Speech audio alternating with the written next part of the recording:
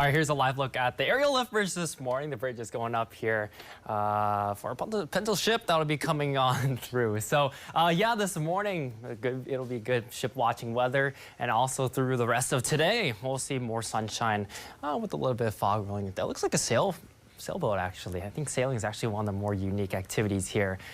Yesterday being Wednesday, I think they had the sailboat racing as well off of the lake. So yeah, go out there and watch some ships or do whatever, anything for today, as long as you don't mind the fog here this morning, which will be burning off again pretty quickly by about 10 or 11 o'clock this morning. That's for pretty much the entirety of the region. So the dry weather is all thanks to our area of high pressure up into Hudson Bay. That'll continue to sink down to the south, and it'll keep us dry not just through Friday, but also likely into Saturday before our next system begins to work its way in, heading into Sunday, Monday, as well as even into Tuesday. It's going to be a big system out towards the west. Here, though, again, we'll hold off on the rain chances for now. So looking at today's forecast, high temperatures going to be into the 70s for most of the region, with a couple 60s mainly along the water or very close to Lake Superior.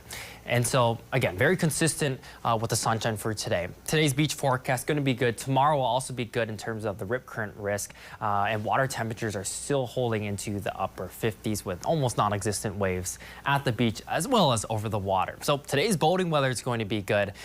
In general, I think tomorrow is going to be good as well. In fact, here's a look at tomorrow's forecast for the rest of the region. If you'll be staying on land, we'll be also into the 70s, but it'll be a smidge bit warmer as the warmer air mass begins to work its way in with that system that'll be working in from the west.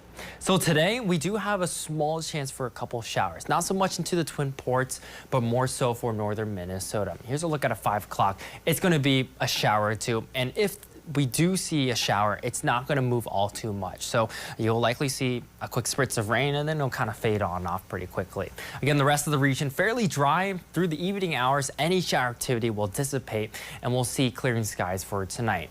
Tomorrow morning, we'll see high-level clouds move on in, and we'll continue to see it here across the area. But I still anticipate the sun to be able to filter on through. And again, the sun will be prevalent through the next 3 to 4 days.